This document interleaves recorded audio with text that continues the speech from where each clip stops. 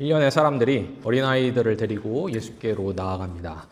무슨 생각, 무슨 의도로 예수께 아이들을 데려가는 것입니까? 예수님한테 아이들을 보여드리고 소개하려는 것입니까? 오늘 본문 첫 구절에 보면 그들에겐 분명한 바램과 기대가 있습니다. 예수께서 당신의 손으로 아이들을 만져주시기를, 조금 어려운 말로 예수님께서 그 아이들에게 안수하여 주시기를 바라며 나아가는 것입니다. 여러분, 아이들에게 안수하는 것, 그것은 성경 속 세계에 있어서 오래된 전통이자 관습이었습니다. 그 유래와 기원이 무려 창세기 속 족장들의 시대까지 올라갑니다. 여러분, 아브람과 이삭, 야곱을 족장들이라고 부르는데요. 이 아브람과 이삭, 야곱과 같은 족장들은 어떤 사람들입니까? 하나님의 약속과 하나님의 복을 받은 자들입니다. 그런데 대표적인 예로 창세기 48장에 보면 나오지만 이 족장들이 이 삶을 마감하고 또 자녀들과 후손들에게 축복을 할 때 아이들의 머리에 손을 대고는 안수를 하곤 했던 것입니다. 그런 부분에서 보면 이 안수라는 것, 손을 대는 것은 곧 축복의 행위였던 것이고, 그게 이제 성경 속 사람들에게 계속해서 귀한 전통이자 관습이 되었던 것이죠. 그런데 단순히 전통과 관습이 그래서 그럴 뿐만 아니라 오늘 본문 속 부모들로 하여금, 아마 부모들이었을 겁니다. 여기 나오는 사람들은 그 부모들로 하여금 아이들을 데리고 예수님께로 나아가게 한 또 다른 구체적인 한 가지 이유가 있습니다.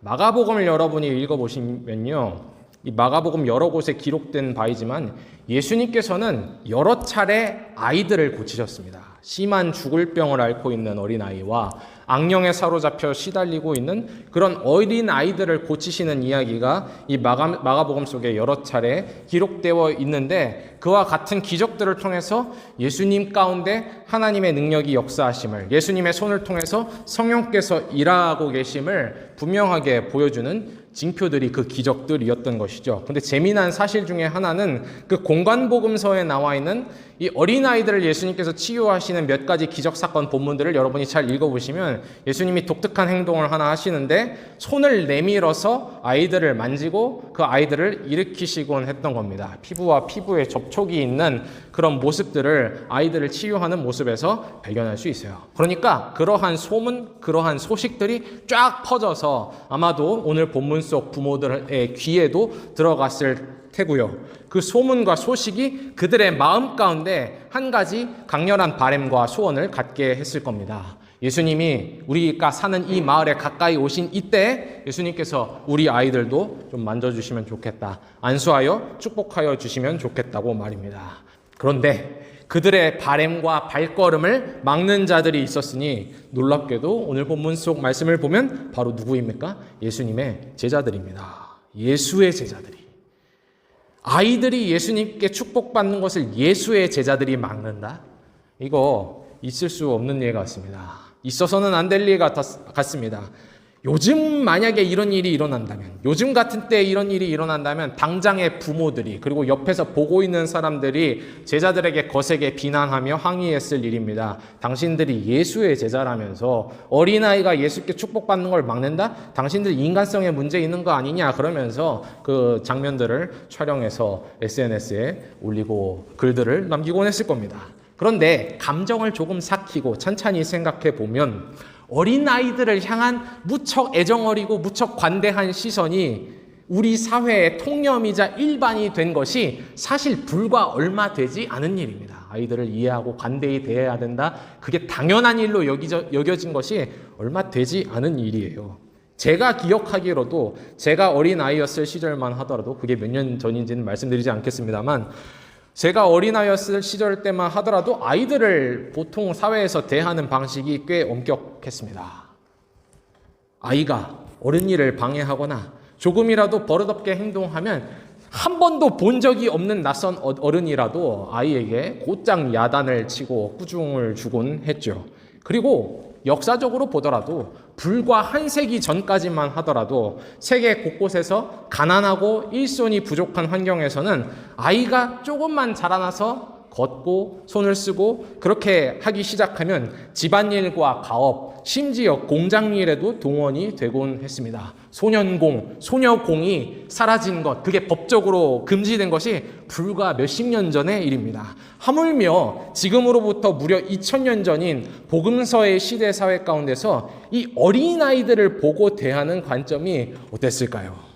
물론 자기 아이들을 향한 부모님의 사랑이야 시대가 흐른다고 해서 뭔가 차이가 있겠습니까만 아이들을 바라보는 사회의 시선이 무척 달랐음을, 특히 일의 관점에서, 노동력과 생산성의 관점에서 이 사람의 가치를 평가하는 잣대가 아이들에게도 예외가 아니었음을 고려해 볼 필요가 있는 것이죠. 그렇게 보면 제자들의 행동은 오히려 당시에는 꽤 상식적인 행동이라고도 할 수 있는 겁니다. 지금 예수님께 데리고 오는 그 아이들이 예수님과 직접적인 혈연 관계가 있는 것도 아니고요. 그래서 예수님이 꼭 그 아이들을 축복해 주어야 할 어떤 의무가 있는 것도 아니고요. 그리고 지금 이 아이들이 복음서의 여타 기적 사건에 나오는 것처럼 막 극심한 병을 앓고 있거나 악령에 사로잡혀 시달리는 상태도 아니고 멀쩡한데 그저 예수님께 안수를 받게 하고 축복을 받게 할 목적으로 예수님께 아이들을 데리고 나온다?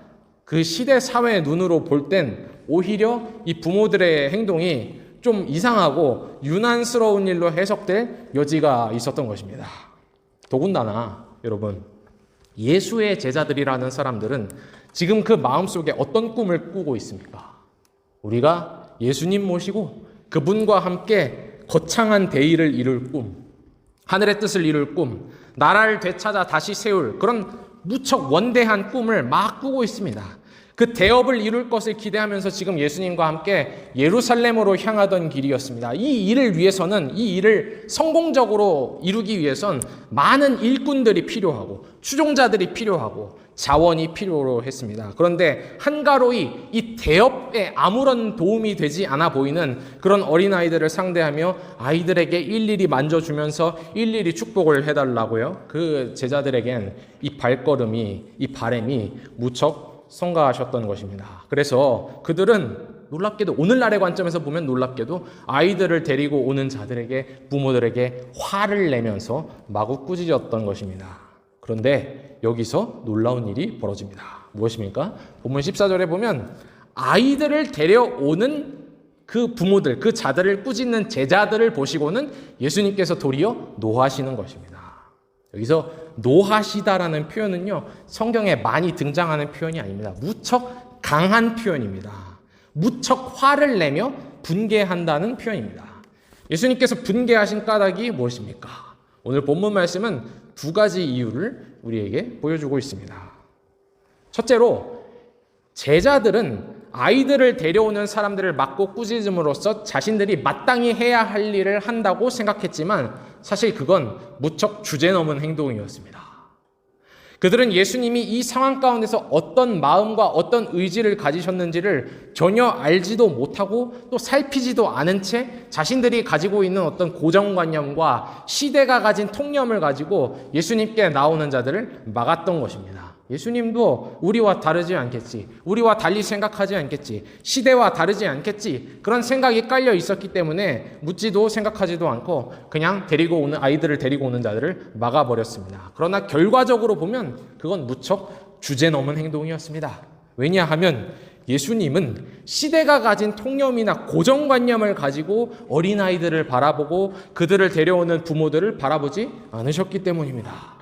노동력과 생산성, 일의 관점, 일에 있어서 이 사람이 쓸모가 있냐라는 관점으로 아이들을 보신 것이 아니라 주님의 사랑과 축복을 받아 마땅한 아이들로, 그런 애정 어린 눈길로 예수님께서 바라보셨던 것입니다.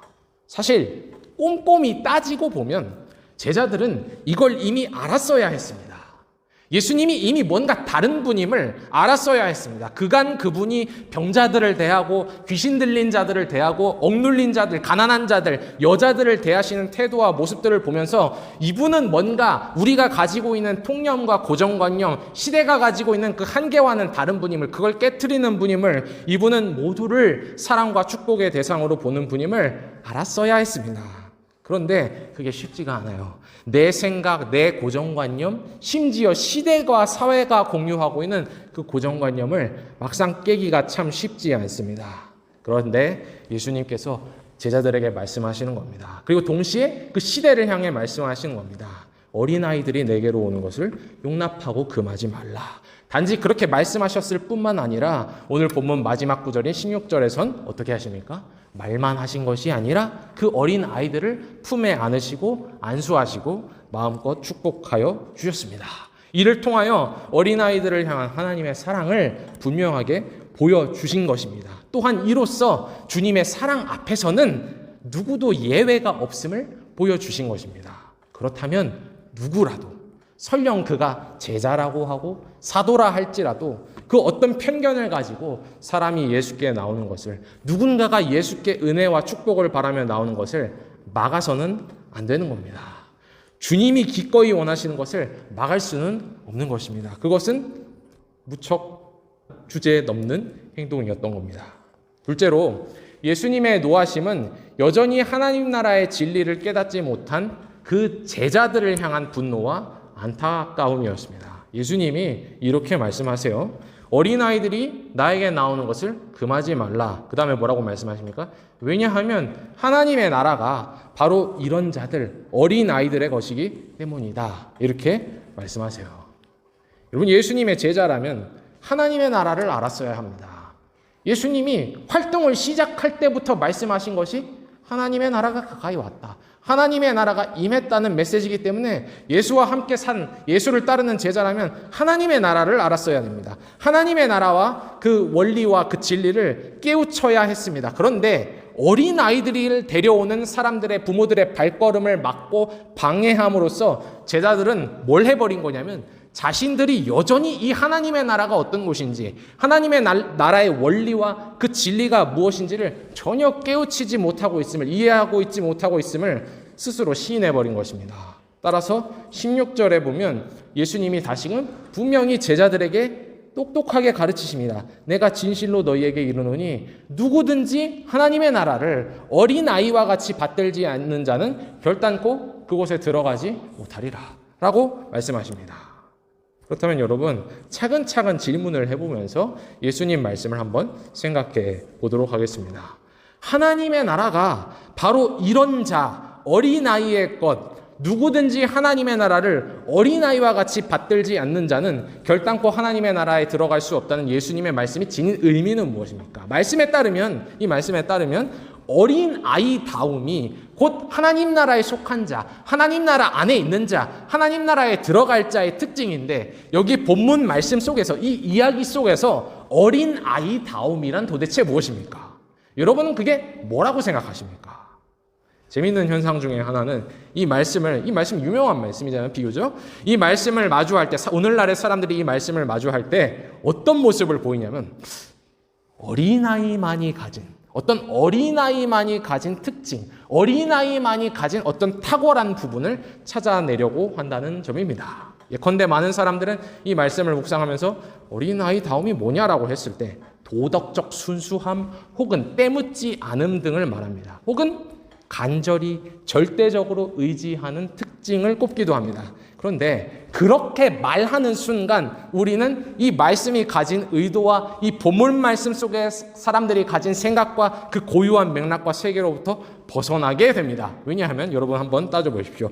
도대체 왜 예수님의 제자들은, 예수님의 시대와 사람들은 어린아이들을 막으려 했던 겁니까? 왜요? 왜 이 아이들에게 예수님이 시간을 쏘는 것이 아깝다고 생각한 것입니까?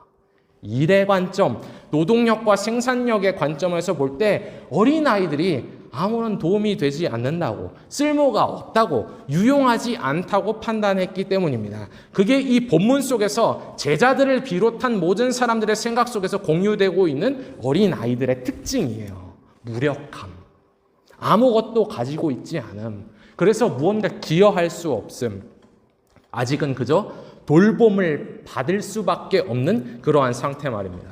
그런데 예수님은 바로 그 부분을 건드리면서 그것이야말로, 그와 같은 어린아이다움이야말로 하나님의 나라에 속한 자의 특징이자 모습이라고 말씀하시는 겁니다. 참 이상한 말씀입니다. 참 오묘한 말씀이죠. 아니, 하나님의 나라가, 지금 이 제자들도 하나님의 나라를 꿈꾸고 있는데 하나님의 나라가 그런 무력한 아무것도 가지지 않은 어린아이의 것이라고요? 그와 같지 아니하면 하나님의 나라에 들어갈 수 없다고요. 그리고 여러분, 이어서 한번 여쭈어보겠습니다. 여러분 스스로 한번 대답을 해보십시오. 도대체 그러면 하나님의 나라는 무엇입니까? 여러분은 하나님의 나라를 뭐라고 생각하고 뭐라고 이해하십니까? 죽어서 가는 어떤 사후세계입니까? 막연하고 신비한 극락왕생의 세계입니까? 하나님의 나라는 말 그대로 하나님의 나라입니다. 하나님이 다스리시는 나라. 하나님이 왕으로 통치하시는 나라가 하나님의 나라입니다. 여러분, 예수를 따르는 제자들은 예수님이 메시아이심을 고백했습니다. 예수가 그리스도이심을 고백했습니다. 그 고백이 가진 구체적 의미란 나사렛 촌동네에서 자란 이 예수가 바로 약속된 하나님 나라의 왕이자 이 하나님의 나라를 이끌 통치자이심을 고백했던 것입니다. 여러분, 우리 기독교와 교회가 미래와 역사의 종말을 바라볼 때 절망하지 않고 허무감에 사로잡히지 않고 소망을 품는, 희망을 잃지 않는 까닭이 무엇입니까? 그냥 막연히 죽어서 어디 좋은 데 갈 거라고 생각하기 때문입니까? 막연히 우리가 영생 불사를 기대하는 게 아닙니다. 기독교가 가진 소망에는 구체적인 이유와 근거가 있는데요. 그 이유와 근거는 이미 오셨던 하나님 나라의 통치자 예수께서, 부활하신 예수께서 뭐라고 약속을 남기고 가셨냐면, 내가 다시 오겠다. 내가 너희에게 다시 오겠다. 이 땅에 다시 오겠다고 약속을 남기셨기 때문에 그 약속을 믿고 소망하는 겁니다. 그 나라의 통치자이신 예수께서 다시 오신다는 것은 그분과 함께 그의 나라, 하나님이 다스리시는 나라, 예수가 다스리시는 나라가 임할 것을 믿고 소망하는 것입니다. 근데 여러분, 하나님의 나라에 관한 말씀을 드리다 보니까 조금 이야기가 샜습니다만, 복음서의 수많은 이야기들이 우리에게 보여주는 바가 무엇입니까? 그러니까 이 제자들이 예수님과 함께 지내면서 예수님 곁에서 보고 듣고 배우고 목격하고 체험한 바가 무엇입니까? 공생애가 시작된 이래로 예수께서 가시는 곳마다, 예수께서 임하는 그 자리마다 하나님의 나라, 하나님의 통치가 임하는 것을 보았습니다. 복음서의 이야기들은요, 단순히 믿기 어려운 막 기적들을 나열하면서 예수가 대단한 마법사다, 예수가 비상하고 신비한 능력자다라는 이야기를 하고 싶은 것이 아니라 이것을 증언하고 싶은 것입니다. 예수가 오신 곳에, 예수가 임하신 곳에 하나님 나라가 임했다. 하나님 나라가 드러났다. 그러니까 그 예수가 바로 약속된 메시아이고 하나님 나라의 왕이시다. 그걸 말하고 싶은 것입니다. 여러분, 그런 관점에서 예수와 함께 하나님 나라가 임했다. 예수와 함께 임하는 하나님 나라 관점에서 복음서를 보면요, 참 재밌어요. 참 재밌습니다. 복음서에 따르면 마귀와 악령의 통치가 무너지고 굳게 닫힌 무덤문이 열리고 죽은 자가 다시 일으킴을 받고 인간을 몹시 괴롭히고 무척 고통스럽게 하던 그 질병이 치유되는 사건들이 일어납니다. 근데 왜요? 왜 그런 사건이 일어나는 것입니까? 왕이 오심과 함께 하나님 나라가 거기 임했기 때문입니다. 하나님의 통치가 거기서 드러나 버린 거예요. 생명의 왕이 오시니까, 의로우신 왕이 오셔서 말씀으로 통치하시니까 그런 일이 일어나는 겁니다. 그뿐만입니까? 죄인들이 용서를 받고 하나님의 사랑을 느꼈습니다. 사회적으로 완전히 도태되고 배제된 자들, 허무감에 시달리고 고독감에 시달리던 자들이 뭔가 살 이유를 얻게 되고 예수를 따르게 되었습니다. 왜요? 도대체 무슨 이유입니까? 왕이 오심과 함께 나라가 거기에 임했기 때문입니다.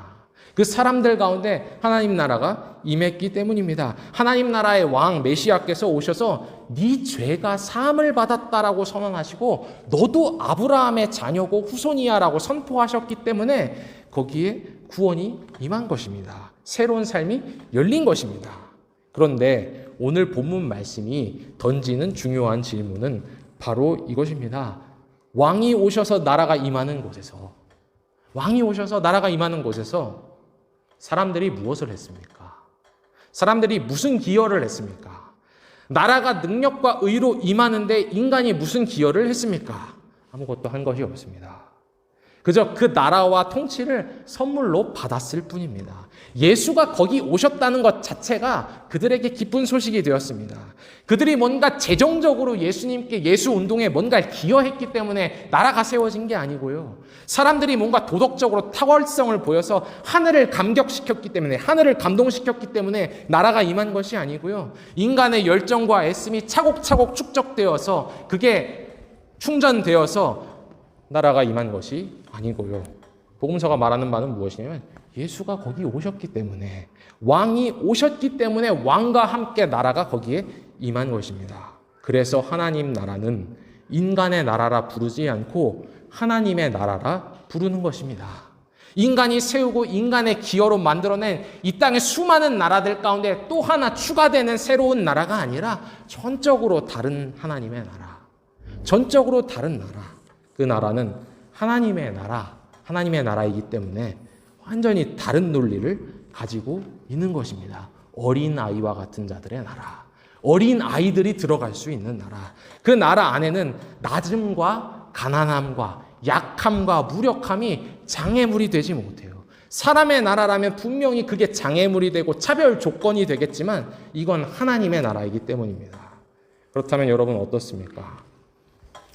예수 안에서 하나님 나라의 실체와 임재를 경험한 자들은 사실 누구 하나 빠짐없이 나이나 성별, 사회적 지위나 계급, 배경과는 관계없이 모두 실은 어린아이와 같은 자들이었던 겁니다. 이미 그냥 빈손을 내미는, 마치 부모를 향해, 어른들을 향해 무언가를 달라고 빈손을 내미는 그 어린아이들처럼 빈손으로 복과 은혜를 받았고 빈손으로 사랑의 능력을 체험했습니다.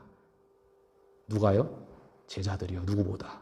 그런데 이제 와서 일의 관점으로, 업적의 관점으로, 노동력과 생산성의 관점에서 다가오는 어린아이들을 평가하면서 너희들은 예수님의 시간을 뺏어서는 안 된다. 예수님이 너희들한테 시간을 낭비해서는 안 된다. 예수님께는 더 중요한 일이 있다. 우리 하나님 나라를 이끌려는 사람들에겐 더 큰 대업이 있다라고 말한다고요. 더군다나 제자라는 사람들이 말입니까? 그건 예수님의 입장에선 무척 속상하고 속 터지는 일이었던 겁니다. 너희들 스스로가 빈손으로 하나님의 나라의 복과 은혜와 사랑을 체험했으면서 은혜의 통치가 주는 그 자유와 보호 속에 살고 있으면서 감히 빈손으로 축복을 바라며 나오는 어린아이들과 그들의 부모들을 막느냐? 너희가 내 제자가 맞느냐? 예수께서는 몹시 단호하고 분명하게 다시금 외치셨습니다. 내가 진실로 너희에게 이르노니 누구든지 하나님의 나라를 어린아이와 같이 빈손으로 받아들이지 않는 자는 결단코 그 나라를 들어갈 수 없다. 그 나라를 누릴 수 없다. 그 나라의 임함을 맞이할 수 없다. 그렇게 말씀하셨습니다. 교회 여러분, 설교를 마무리해야 할 시점에 재미난 사실을 하나 알려드리자면요. 이게 여러분한테 재미가 있을지는 잘 모르겠습니다만 저한테는 재미가 있습니다. 기독교 역사 속에서 이 본문 말씀은, 오늘의 본문 말씀은 유아 세례의 정당성을 지지하는 말씀으로 종종 이해되고 사용되곤 했습니다. 유아 세례 아시죠? 태어난 아기에게 세례를 주는 것. 유아 세례를 반대하는 사람들도 있습니다. 기독교 안에.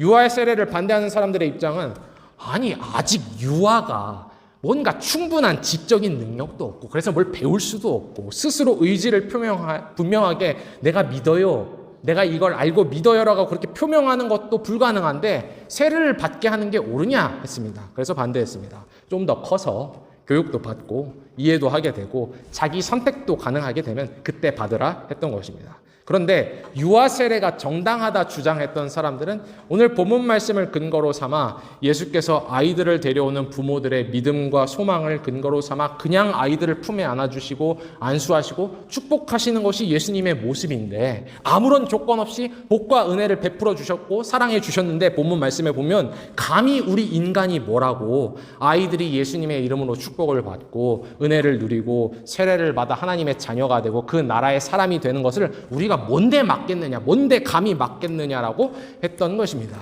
저 개인적으로 봐도 신학적인 관심을 가지고 봤을 때 이 본문 말씀이 유아 세례를 지지하는 중요한 성경 본문이라고 생각합니다. 그런데 여러분, 오늘 우리가 이 말씀을 보면서 결코 간과하지 말아야 할 부분이 하나 있습니다. 그 부분을 나누면서 마치도록 하겠습니다. 오늘 본문 속 예수님의 가르침과 일갈은 어린 아이들과 그들을 데려온 부모들을 향한 것이 아니었습니다. 그렇죠? 부모와 아이들은 그들이 본래부터 바라던 것을 얻었어요. 해피엔딩으로 끝났습니다. 중간에 누가 방해를 하긴 했지만 결과적으로는 그들이 바랬던 것을 받았습니다.